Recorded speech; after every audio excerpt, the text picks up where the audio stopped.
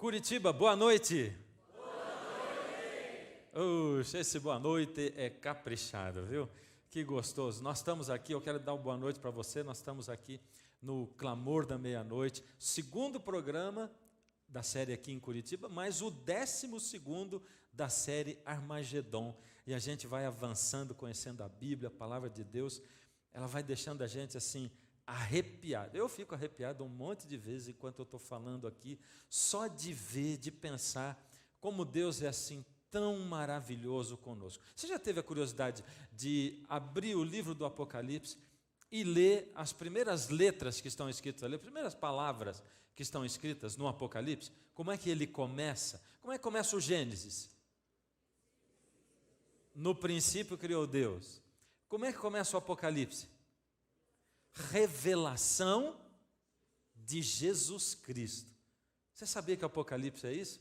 Porque a gente liga muito a palavra Apocalipse com coisas do fim, com coisas terríveis, e o Apocalipse, ele mostra para a gente detalhadamente, como vai ser o mundo político, religioso, daqui para frente, até o fim, até a volta de Jesus.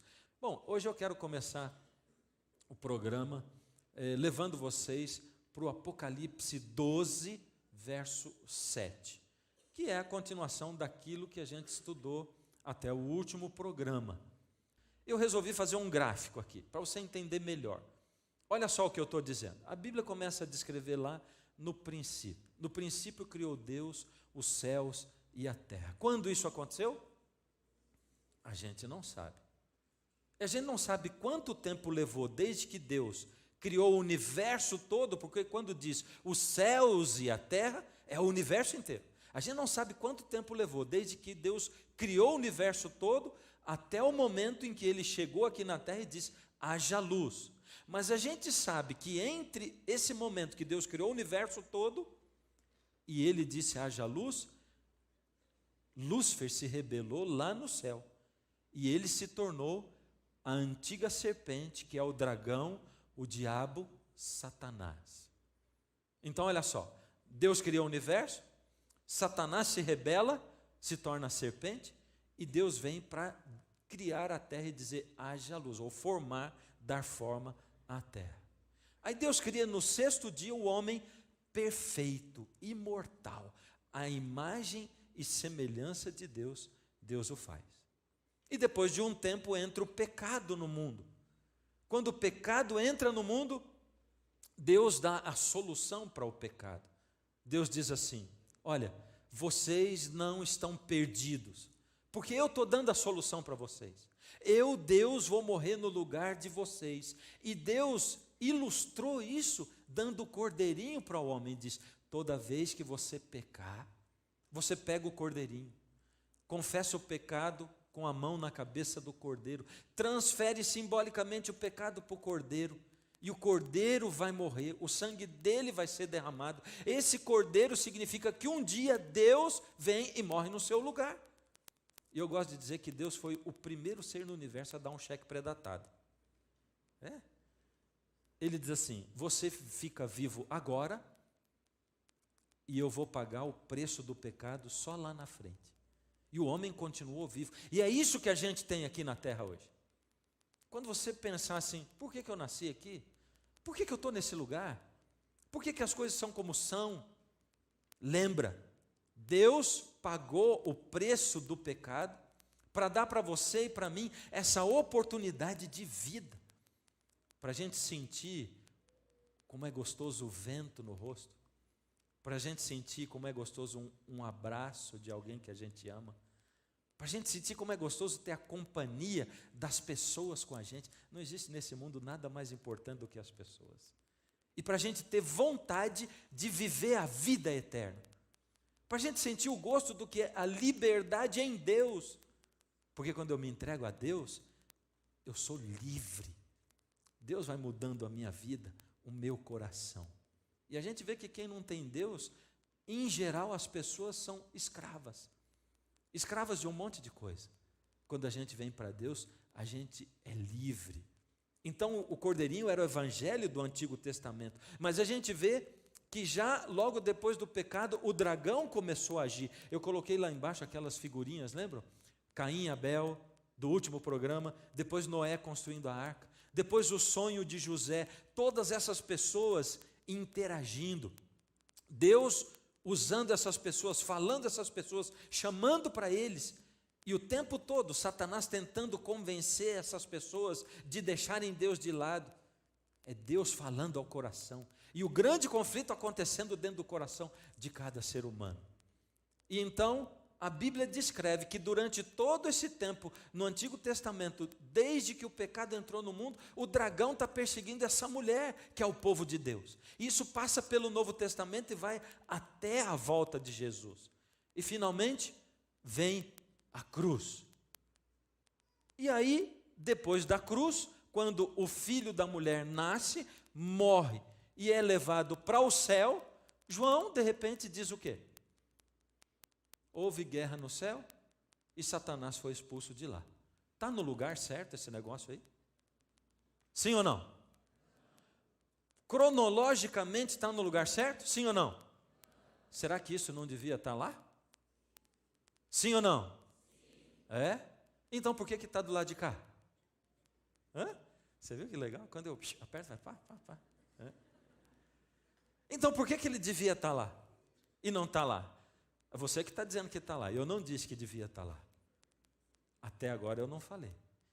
E eu quero que você se prepare para você conseguir entender uma das revelações mais maravilhosas da palavra de Deus. Outro dia eu encontrei uma senhora que estava na primeira série lá de Porto Alegre, e ela disse assim para mim: pastor, eu estou tão emocionada. Sabe, pastor, eu vou à igreja a minha vida inteira, mas eu estou aqui como se eu nunca tivesse conhecido a Bíblia. Porque eu tinha vontade de estudar a Bíblia, mas nunca me ensinaram, eu nunca consegui entender, principalmente o Apocalipse. E quanto mais a gente se aprofunda, mais coisas maravilhosas a gente vê. Quando aconteceu essa guerra no céu? É exatamente isso que João está tentando explicar. É disso que ele está falando. A expulsão de Lúcifer do céu ocorreu em 2 fases. Sabia disso? Acho que não, porque você diz que está no lugar errado, mas aconteceu em 2 fases. E eu tenho que mostrar para você pela Bíblia. A fase 1 foi a rebelião de Lúcifer lá no céu, e ela está colocada em Apocalipse 12, 3. Ou seja, quando a gente lê assim: viu-se também outro sinal no céu, eis um dragão vermelho com 7 cabeças, 10 chifres, e nas cabeças 7 coroas. A sua cauda arrastava a 1/3 das estrelas do céu, as quais lançou por terra. Aí está dizendo que esse dragão poderoso arrastou do céu para a terra a 1/3 das estrelas. O que são essas estrelas? O que são as estrelas? Então vamos confirmar. Apocalipse 1:20. Quanto ao mistério das 7 estrelas que viste na minha mão direita, e aos 7 candeeiros de ouro, as 7 estrelas são os anjos das 7 igrejas, e os 7 candeeiros são as 7 igrejas. Essa é uma outra profecia das 7 igrejas no começo do Apocalipse. E nós ainda vamos ter uma série só sobre isso aqui no Clamor da Meia-Noite. Então, o que são as estrelas mesmo? Anjos. As estrelas são anjos. Ou seja, Satanás se rebelou no céu, ele era um anjo de luz, se rebelou e trouxe com ele 1/3 dos anjos do céu. Ele foi expulso do céu, sim ou não? Sim, ele foi expulso, não tinha lugar para ele mais, porém, ele ainda tinha acesso ao céu. Uau, já tinha ouvido falar nisso? Está em dúvida quanto a isso? Então eu vou te mostrar 2 textos bíblicos, inicialmente. Dá uma olhada nisso aqui. Em Zacarias capítulo 3, verso 1, o povo de Deus estava numa situação muito difícil. O povo de Deus estava desanimado. E o povo de Deus às vezes fica desanimado, não fica? Fica. Fica ou não fica, povo de Deus? Às vezes o povo de Deus fica desanimado.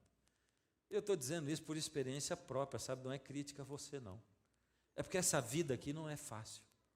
É uma vida difícil. A gente descobre Deus, a gente se apaixona, a gente olha para a Bíblia, olha para a palavra de Deus, aí tem promessas na palavra de Deus, aí lá diz assim, todas as coisas contribuem para o bem daqueles que amam a Deus, você diz, amém, e depois começa a acontecer um monte de coisa ruim na tua vida, e aí fica um abismo entre a palavra de Deus, a teoria e a prática, sabe? Eu fico pensando, faz aí 2 semanas, que um pastor, amigo meu, 35 anos, morreu, deixando 2 filhinhos, um de 6 anos e um de 3 meses. Como ele morreu? Não foi num terrível acidente, não foi numa fatalidade. Não, eles estavam acampando com um grupo da igreja dentro da piscina e eles resolveram ver quem segurava mais o fôlego. E aí ele demorou muito tempo debaixo. E quando tiraram, já estava morto. E aí você fica imaginando, a Bíblia diz, todas as coisas contribuem para o bem daqueles que amam a Deus. Será que contribuem para o bem mesmo? É para o bem? Foi para o bem dele aquilo? E a gente tem que lembrar que Deus está sempre chamando a nossa atenção para uma coisa que Ele quer nos dar, que é a vida eterna. A vida eterna. Em algum momento da sua vida e da minha vida, se Deus olhar e sentir que você está preparado para viver a vida eterna, e Ele tiver que deixar você morrer de uma maneira tola assim, Ele deixa você morrer para ganhar a vida eterna. Poupa você. Ele vai escolher vida eterna. E é isso que eu estava dizendo no último programa. Deus, Jesus, está sempre enfatizando o céu, o outro mundo, não esse mundo. Não ajunta tesouro aqui na terra, mas ajunta tesouro no céu, porque lá a prata e a ferrugem não corroem. O povo de Israel estava desanimado, como nós muitas vezes ficamos desanimados. E Deus estava animando aquele povo. E Zacarias era um profeta. E Zacarias teve uma visão. Porque o que mais desanima uma pessoa que dedica a sua vida a Deus é quando, eu vou dizer, isso é experiência própria. Sabe quando o que mais me desanima? É quando muitas vezes, na madrugada, eu vou orar para Deus e eu tenho que confessar para Deus o mesmo pecado que eu confesso há anos. Eu digo, Senhor, eu não estou evoluindo espiritualmente, eu não vejo crescimento na minha vida. Deus, eu estou desesperado, sabe por quê? Eu prego o Evangelho, não é porque eu me divirto com isso, não é porque eu ganho salário para isso, eu prego o Evangelho, Deus, porque o Senhor me chamou, o Senhor colocou isso no meu coração, na minha alma, e tem uma coisa que me move, Senhor, eu acredito naquilo que eu prego, mas como que eu posso acreditar quando o Senhor diz que transforma a vida da gente se eu não vejo melhora em mim? E quando eu erro, aí Satanás vem e me acusa. Faz isso com você também, não faz? Sabe quando você erra e o inimigo diz assim, miserável, você não é nada. Você se diz pastor? Olha aí no que você errou de novo. Não é você que se diz crente, que vai para a igreja? Olha o que você está fazendo aí. E às vezes é em coisa simples, sabe? Outro dia eu estava viajando, e eu gosto de ouvir a Bíblia em áudio quando eu estou viajando. E eu estava ouvindo a Bíblia, eu estava em comunhão com Deus, falando com Deus e tal, e estava falando sobre amor, estava falando sobre compartilhar o amor com os outros e tal, e de repente eu fui chegando em Curitiba. E logo na chegada um camarada veio e me fechou bruscamente assim. E quando ele me fechou bruscamente, ele interrompeu a minha comunhão de amor e eu meti a mão na buzina assim, e fiquei com vontade de passar de carro em cima dele. Sabe o que é naquela hora eu fiquei frustrado? Frustrado. É porque, na verdade, quando Deus está no coração da gente, a gente reage como Jesus reagiria. Mas nós não costumamos fazer isso, a gente costuma agir como Jesus agiria. Agir é quando você pensa, reagir é quando você não pensa. É espontâneo, sabe? Eu fiquei pensando, puxa vida, mas que coisa! Por que esse coração não foi transformado ainda? E aí você fica se perguntando, Deus, o que adianta? Eu estou aqui falando de Deus e lendo a palavra, mas parece que não está mudando a minha vida. E o povo de Israel se sentia assim. Olha a visão que Zacarias tem. Deus me mostrou o sumo sacerdote Josué. Josué era o sumo sacerdote que ia na presença de Deus dentro do santuário, o qual estava diante do anjo do Senhor. Ele estava na presença de Deus no santuário, e Satanás estava à mão direita dele para se lhe opor. Nessa visão, Josué não estava dentro do santuário, ele estava dentro do céu, na presença de Deus. Mas o Senhor disse a Satanás, porque Satanás estava para se opor. Sabe o que Satanás estava fazendo? Ele estava acusando o povo. Ele estava dizendo: olha, Senhor, como é que o Senhor vai chamar esse povo de seu povo? Como é que o Senhor vai chamar esse povo de cristão, de crente? Olha os pecados deles. Eles falam que são crentes, mas não conseguem vencer as coisas mínimas. E Satanás estava acusando. Já se sentiu assim? Acusado? Já se sentiu assim, diminuído? Já se sentiu nada? E sabe, como se não bastasse a gente sentir, às vezes tem gente que fala para a gente, ainda diz assim: você não é nada, você é falso, você fala isso, mas você é nada disso, e aí xinga a gente. E essas pessoas fazem o papel do inimigo ainda, coloca a gente mais para baixo ainda. Mas o Senhor disse a Satanás: o Senhor te repreende, ó Satanás, sim, o Senhor que escolheu a Jerusalém te repreende. Deus está dizendo assim: quando Satanás acusar você, eu, Deus, repreendo Satanás, se você continuar na minha mão. É isso que Deus está dizendo. Não se sinta por baixo, você é pecador, mas eu sou perdoador. Eu paguei o preço do pecado para você. Não se sinta acanhado, não se sinta diminuído. Você ainda não é perfeito. E eu gosto de contar uma história, que de vez em quando eu recorro a ela. Quando nasceu nosso segundo filho, eu estava junto, e aí eu me lembro da cena, porque o médico pegou o bebezinho e trouxe do lado da minha esposa. E ela olhou para aquele neném, sorriu, toda a dor dela passou, toda a preocupação passou. Ela olhou para a criança e disse assim: obrigado, Senhor, ele é perfeito. Perfeito. Careca, banguela, não andava, não falava, ainda sujava a fralda. Perfeito? Sabe? É isso que Deus está dizendo. Para mim, você é perfeito. Você ainda é banguelo, você ainda é careca, você não anda, você suja a fralda, você tem um monte de pecado. Mas para mim você é perfeito, porque eu sei que se você continuar colocando a sua vida na minha mão, eu vou fazer você crescer espiritualmente, você vai amadurecer. Mas o que chama a nossa atenção dentro desse verso é o fato de que o sumo sacerdote Josué está na presença de Deus e Satanás está do lado dele. Uau! Será que Satanás tem acesso ao céu? Está com dúvida ainda? Vamos ver outro texto. Esse texto é revelador. É em Jó. O livro de Jó diz o seguinte: num dia em que os filhos de Deus vieram apresentar-se perante o Senhor, veio também Satanás entre eles apresentar-se perante o Senhor. Quem será que são esses filhos de Deus que vieram apresentar-se diante do Senhor? E onde será que eles estavam também? Onde é que estava Deus? Quem eram esses filhos? E Satanás veio entre eles. Então o Senhor disse a Satanás: de onde vens? Respondeu Satanás ao Senhor e disse: de rodear a terra e passear por ela. Ora, vamos fazer de conta que eu acabei de chegar aqui agora, e eu digo: boa noite. Vocês falam: boa noite. E aí vocês dizem: de onde você está vindo? Eu digo: estou vindo do planeta Terra. Ficou ridículo, não ficou? É porque eu não posso sair do planeta Terra. Eu estou aqui o tempo todo.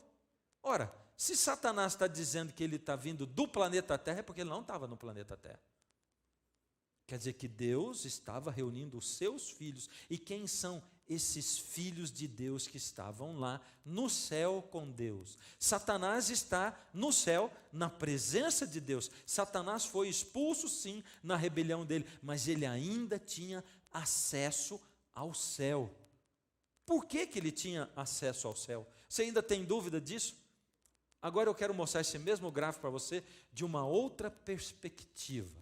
Presta atenção, nós vamos olhar isso aqui com uma outra visão. Nessa época do princípio em que Deus criou a terra e que o homem era perfeito e imortal, essa era a época do reino da glória. Ou seja, Não existia o pecado no mundo, na terra. O reino de Deus era um reino perfeito. E ali estava, nesse período. Contudo, Deus abençoou o casal e disse aos dois: sede fecundos, multiplicai-vos, enchei a terra e sujeitai-a. Dominai sobre os peixes do mar, sobre as aves do céu e sobre todo animal que rasteja. Dá para você enxergar a cena? Deus acaba de criar o homem, a mulher, ele diz assim: estou dando tudo isso aqui de presente para vocês, eu estou dando essa terra para vocês, e vocês é que vão dominar essa terra. Bom, essa palavra dominar, domínio, do hebraico radar, que quer dizer autoridade para legislar. Deus diz assim: homem, você vai ser o legislador da terra, você vai mandar na terra, você vai ter o domínio daqui. Ou seja, o homem era o representante da terra perante o universo. Opa, agora aqui a gente começa a ligar as coisas. Como é que Satanás aparece diante de Deus num dia em que Deus reúne os filhos dele e Satanás aparece e diz assim: eu estou vindo da terra. Na verdade, a conversa entre Lúcifer e Deus ali é assim. Deus olha para Lúcifer, para Satanás e diz assim: o que você está fazendo aqui no céu? E Satanás diz: eu estou vindo do meu domínio, que é a terra. Será que é isso mesmo? É exatamente isso. Por que a terra é o domínio de Satanás? Porque Adão recebeu o certificado de propriedade da terra. Deus deu a terra para Adão, e Adão era o representante da terra perante o universo. Isso foi dado por Deus a ele, era dele. E ele tinha autoridade plena para passar isso para outro. É como um pai que dá uma propriedade para um filho e diz assim: eu passei de papel passado. Já ouviu falar isso? Hã? Passei de papel passado. Deus passou a terra de papel passado para o ser humano, para Adão. A terra era dele, era um rolinho escrito, a escritura da terra, o domínio, a autoridade. Mas veio o pecado, e quando o pecado surgiu na terra, o reino das trevas é que dominou.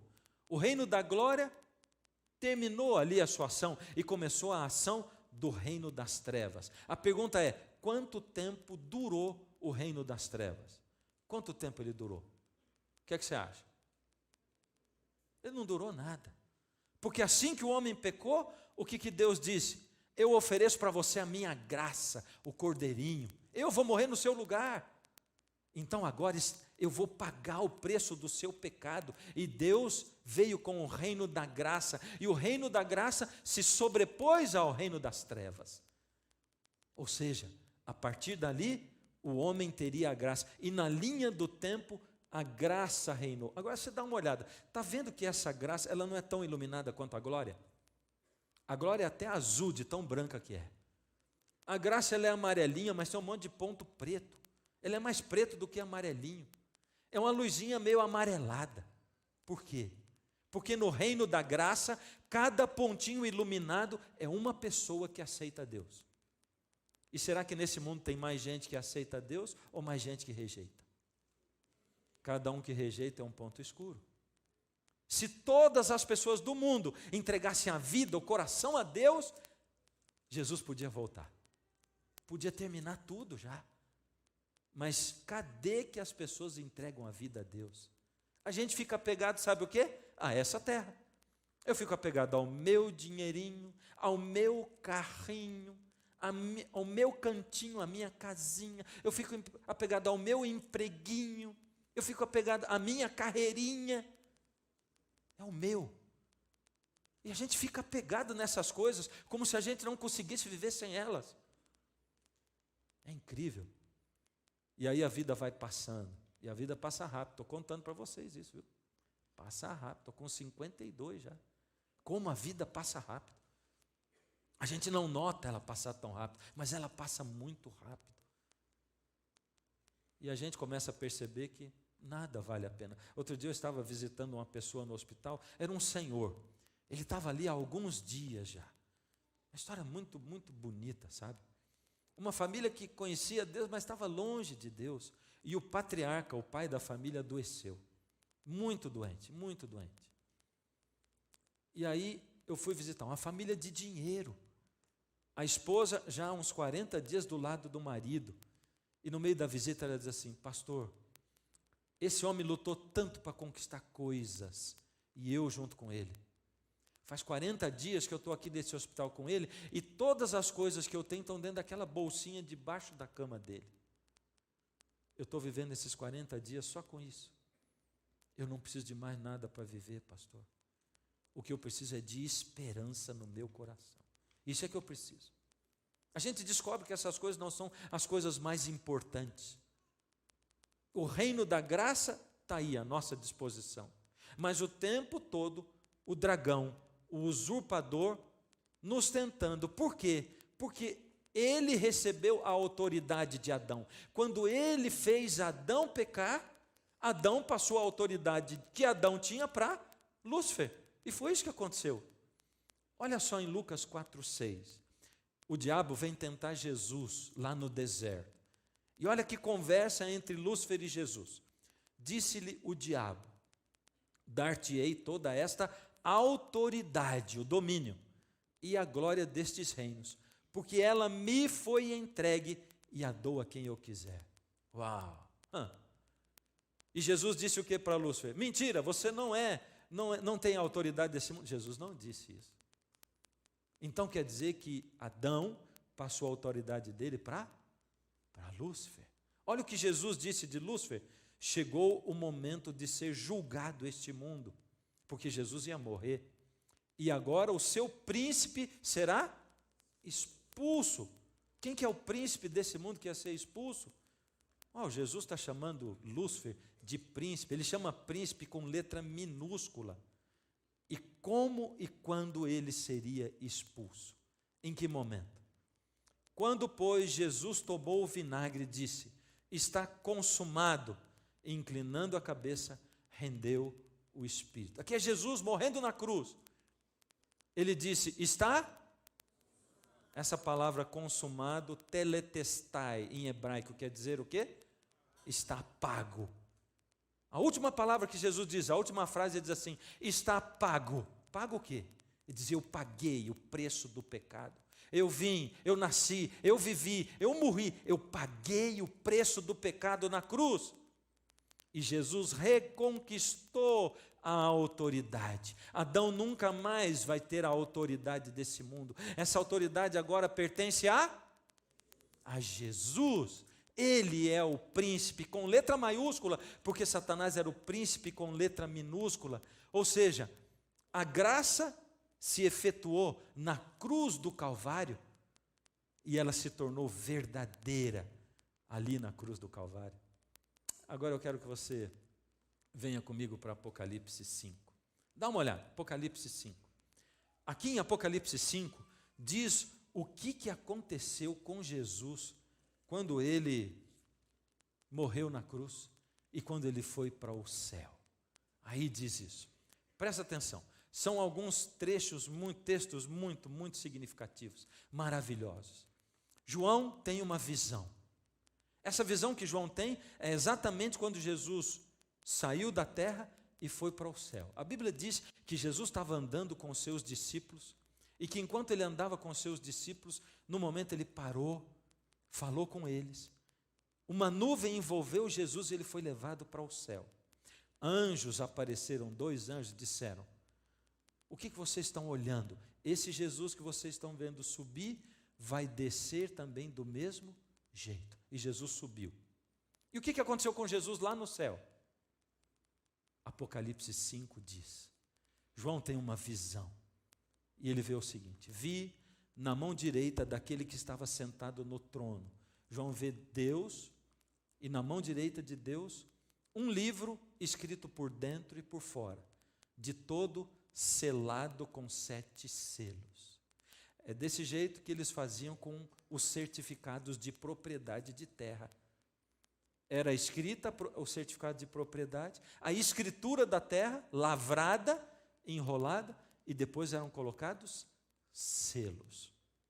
Vi também um anjo forte, que proclamava em grande voz: quem é digno de abrir o livro e de lhe desatar os selos? Imagina, esse é o tribunal do céu. Deus está assentado ali, tem 24 anciãos do lado dele, anjos estão, é o tribunal do céu.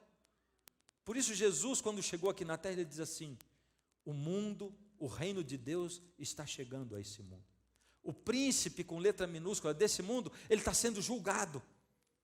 Vai acabar o domínio dele.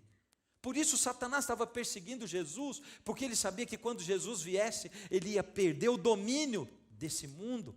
Isso ia acontecer com ele. Então, diante daquele trono, uma voz pergunta: quem é digno de morrer? Nenhum anjo poderia ter morrido por você e por mim.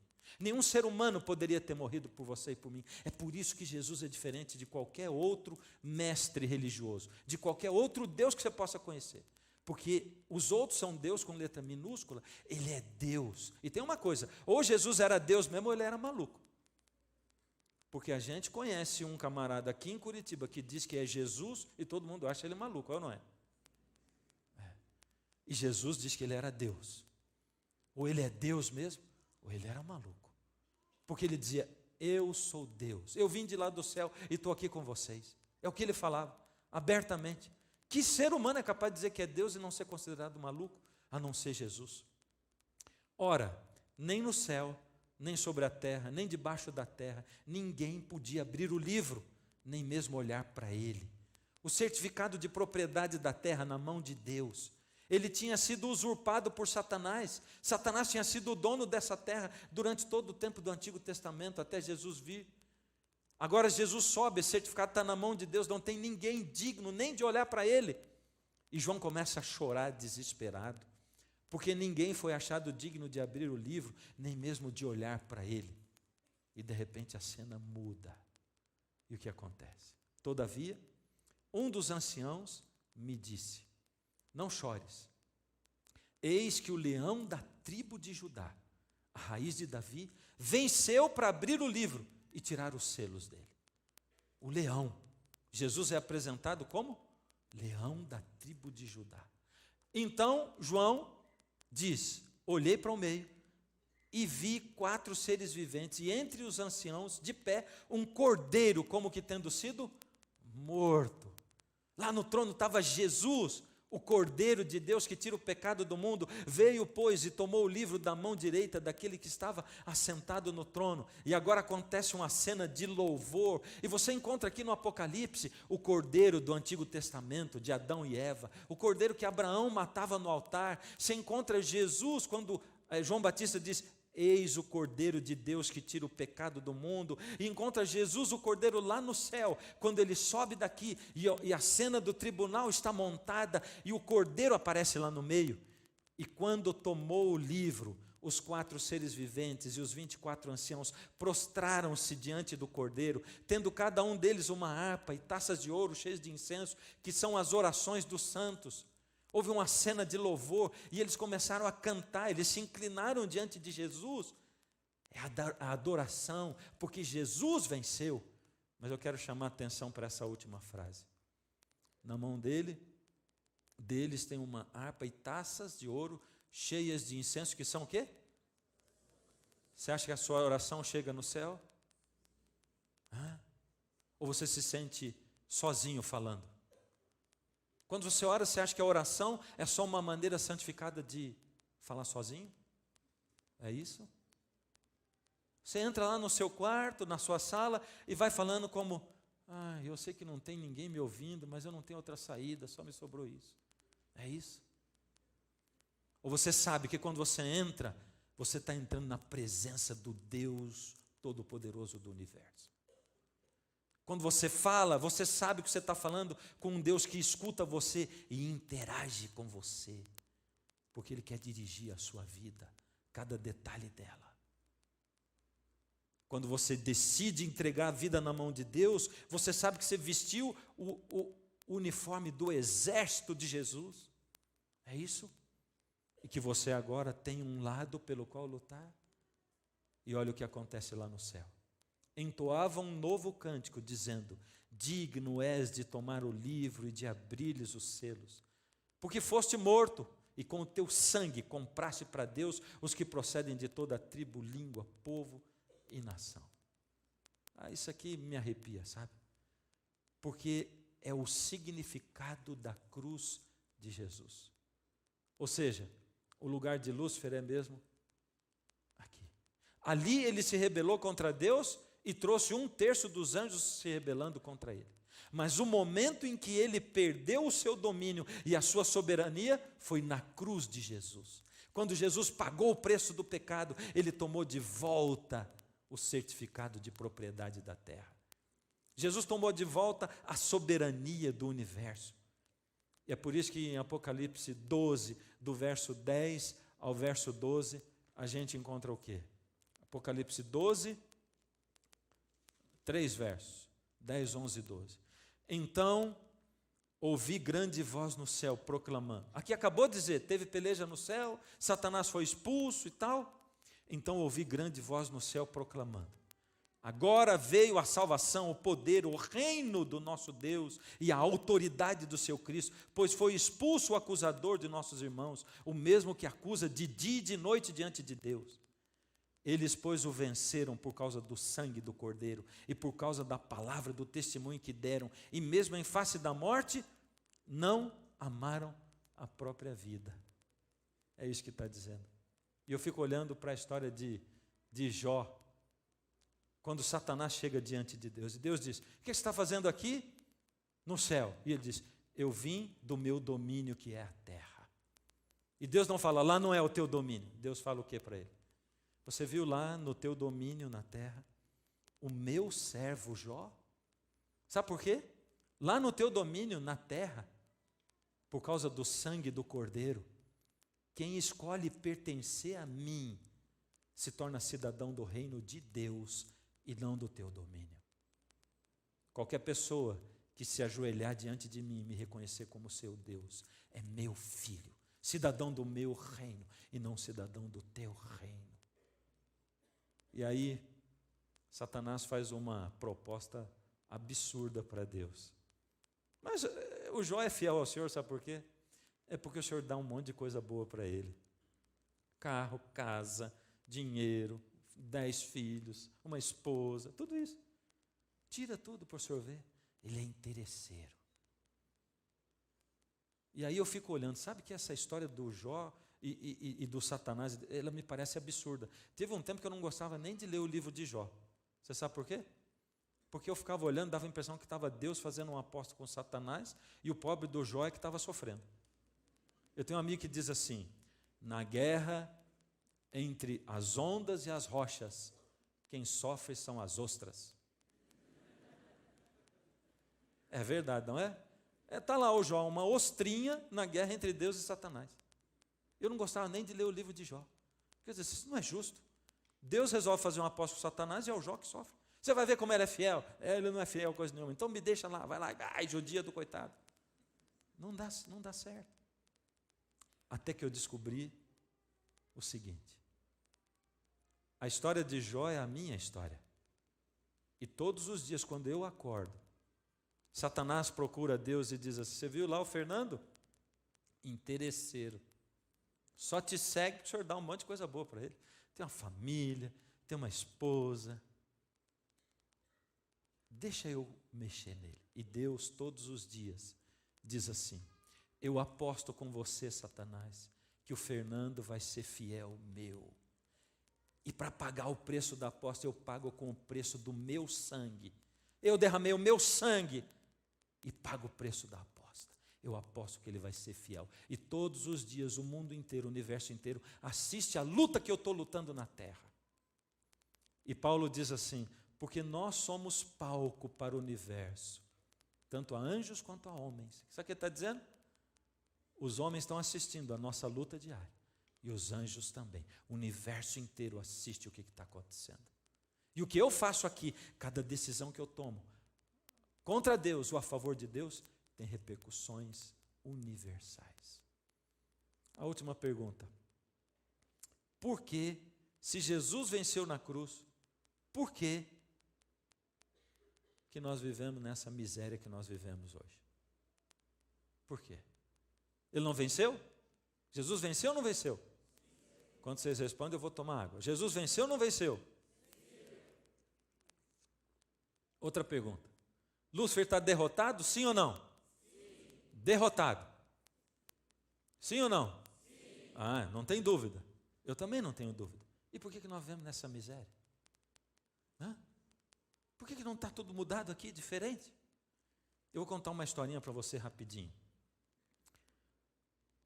Na Segunda Guerra Mundial, quando ela estava terminando, começou assim com os aliados expulsando os nazistas do norte da África em 1943. 1943 foi um ano decisivo. Nesse ano, os russos vencem os alemães na Batalha de Stalingrado. Lembra que eu disse que uma guerra tem muitas batalhas? Os alemães marcharam para Stalingrado, na Rússia, guerrearam lá em Stalingrado, os russos defenderam Stalingrado e os alemães perderam essa batalha em 1943. Foi muito decisiva.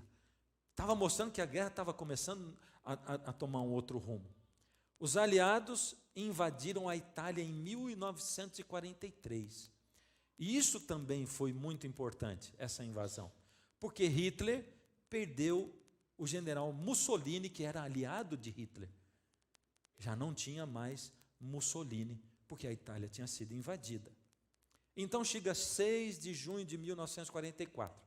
Na história universal, esse dia 6 de junho de 1944 é chamado na Segunda Guerra de o dia D. O dia D. Por que ele é o dia D? É porque ele foi um dia decisivo, onde ficou marcado que a Alemanha tinha perdido a guerra. Olha só o que aconteceu nesse dia aí. Os aliados chegaram às praias da Normandia.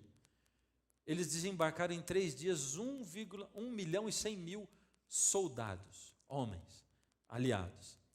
Nesse dia 6 de junho, eles também desembarcaram dezenas de toneladas de material bélico.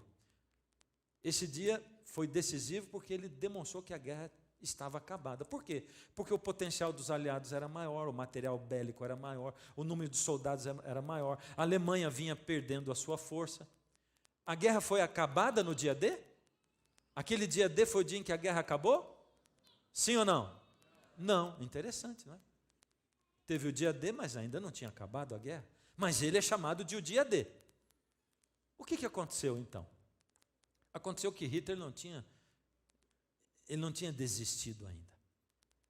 Ela não tinha terminado. A guerra tinha acabado, mas não tinha terminado. Como é que a gente explica isso? Ainda teve a Batalha do Bulge, na França, em 16 de dezembro de 1944. E foi até 25 de janeiro de 1945. Foi uma guerra muito difícil. E a Alemanha quase reconquistou a França de novo. Eles só retrocederam porque acabou o combustível. E aqui é o Fórum da Ordem, quando os alemães desistiram e foram embora. Hitler só recuou por causa do problema do combustível. E teve finalmente a última batalha, que foi a Batalha de Berlim, em 25 de abril de 1945. Essa foi uma das batalhas mais sangrentas da Segunda Guerra Mundial, porque ela aconteceu lá em Berlim, no coração da Alemanha. E foi quando? 25 de abril de 1945. Ali tem uma foto deles colocando a bandeira russa, que foi que os russos lutaram ali no Reichstag. E não é hashtag não, viu? Parece, não parece? Mas é o Reichstag. Só em 8 de maio de 1945 é que finalmente a guerra acabou. E os jornais noticiaram que a guerra tinha terminado. Um ano depois do dia D, nós estamos vivendo exatamente na mesma situação. O dia D foi a cruz, onde Jesus determinou que Lúcifer estava perdido. Nós estamos vivendo entre a cruz e a volta de Jesus. Esse representativo na Segunda Guerra, 1 ano. Esse pequeno tempo onde Jesus volta e o Armagedon vai ser a última batalha dessa grande guerra entre o bem e o mal. Agora eu quero fazer uma pergunta para você. Imagina que nesse intervalo Depois do dia D, quando toda aquela força bélica, aquele arsenal desembarcou, uma semana depois o Brasil, naquela época, declarasse que era aliado da Alemanha. O que você acha? Boa coisa estaria fazendo o Brasil? A Alemanha perdeu os italianos, agora o Brasil é aliado da Alemanha. Hã? Não vão estar com os aliados contra a Alemanha. Ia ser boa coisa? Ia ser inteligente isso? A minha pergunta é, nós estamos vivendo entre o dia D da cruz e a volta de Jesus. E você é aliado de quem? Se você não se declarar, você já é aliado do inimigo. Para você sair da garra dele, você tem que declarar o contrário. E eu vou dizer para você, por que ficar insistindo? Por que ficar teimando? Se Deus vai o tempo todo atrás de você, se Deus diz, eu paguei o preço do pecado por você, se Deus diz assim, eu estou buscando você, você não está enxergando, não está sentindo que eu estou chamando, não está sentindo que eu estou tentando cercar você de todos os lados, só que Deus tem o seguinte, Ele não obriga ninguém, Ele não coage ninguém, Deus não força ninguém. Deus chama e espera. Ele está esperando. A decisão é sua. Ele fica esperando. Quem coage é o inimigo, sabe? Ele engana, ele ludibria você, ele pega as filosofias erradas e envolve essas filosofias de tanta coisa maravilhosa, de luz, de cores, de som, de sabor. E a gente acaba sendo ludibriado. Deus não engana. Ele não engana. Você sabe que até aqui quando eu prego, que no final eu canto uma música, eu sinto um pouco de medo. Sabe por que de medo? Meu medo assim, eu não quero que ninguém se decida por causa de emoção. Só que também essas palestras e sermões são bem racionais, né? Eu não quero que ninguém se decida por emoção. Mas a música, ela é um forte fator emocional, que chega no seu coração e na sua alma. Então eu fico pensando, Senhor, será que eles não vêm por causa de emoção? Mas Deus trabalha com duas coisas, razão e emoção. Quando as duas coisas se unem e você decide por Deus com razão e emoção, é assim que a gente faz no relacionamento humano. Ninguém se decide casar com uma pessoa só por razão. Não, essa é uma pessoa, já analisei bem, boa pessoa, tal, caso com ela. Não. Tem emoção, não tem? E se você decidir só pela emoção, não dá certo, a gente briga o tempo todo, a gente vive arrancando os cabelos um do outro, a gente não consegue ter um minuto de paz, mas vou casar porque eu amo. Como a gente vê história dessa? Meu Deus, tem que ter razão e emoção, os dois. Então, nesse momento, eu vou abrir para você usar os dois, razão e emoção. Ouve a letra da música e ouve Deus tocando o seu coração. E quando Deus tocar o seu coração, você vai se decidir racionalmente. Você vai dizer, Senhor, eu vou decidir que eu sou aliado seu, entrego a minha vida para o Senhor, estou decidido. E aí você vem, eu quero orar com você. Você em casa, coloca a vida na mão de Deus, se levanta. Levanta onde você está aí, diz, Senhor, estou aqui, eu estou demonstrando publicamente, eu sou teu. Não interessa quem está sentado na tua sala, mas Deus vai estar falando com você, aqui e aqui. Cadê você? Está aí? Pode vir. Quero orar com você. O que você vai estar dizendo? Você vai dizer assim, Senhor, eu pertenço ao Senhor. Eu não sei como, eu não tenho força. O Senhor sabe a minha vida toda entroncada, mas eu declaro que eu pertenço ao Senhor. Estou permitindo que o Senhor haja em mim. Cadê você? Vem. Cadê? Pode colocar a música de novo. Isso, você levantou, vem. Pode sair daí do meio. Chega aqui na frente.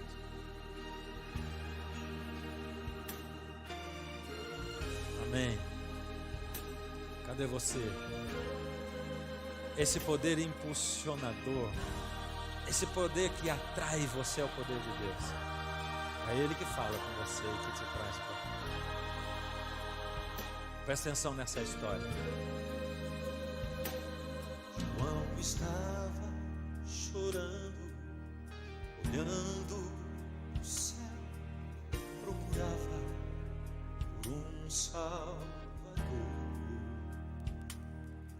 pois ninguém no universo foi digno de abrir o livro Deus e Senhor. De repente uma voz disse: não chores mais, pois alguém se mostrou vencedor. E então lá no centro do trono de amor pude ver o Cordeiro de Deus e todos cantaram: digno és de honra e louvor.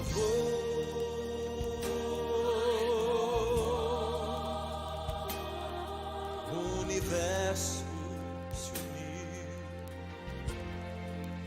louvando ao Senhor.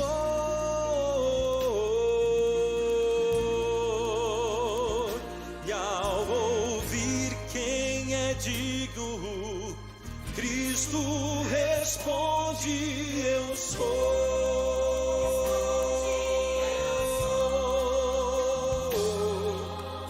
Glórias para sempre ao Cordeiro de Deus. Ainda dá tempo de você chegar. Agora abra sua Bíblia e os olhos também. Nós estamos no tempo do fim.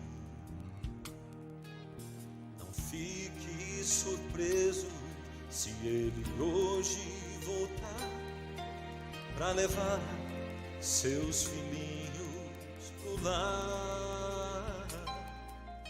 Não use desculpas de alguém que deixou de buscar salvação no Senhor. Volte a Cristo e peça perdão. Aleluia, haverá salvação. Cantaremos, digno és de honra e louvor.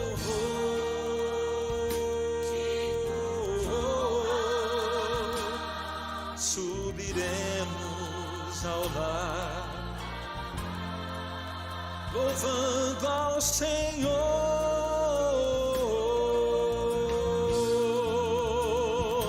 E ao ouvir quem é digno, Cristo responde: eu sou.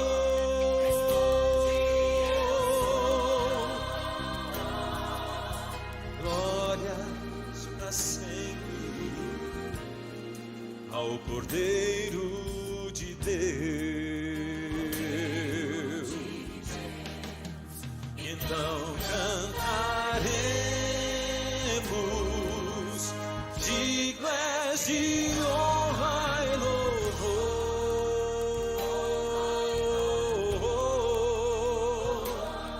Subiremos ao lar, essa é a promessa de Deus, louvando ao Senhor.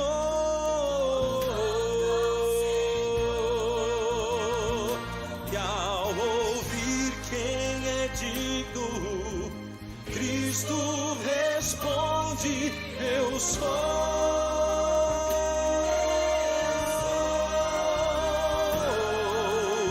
Glórias para sempre, glórias para sempre, glórias para sempre ao Cordeiro de Deus.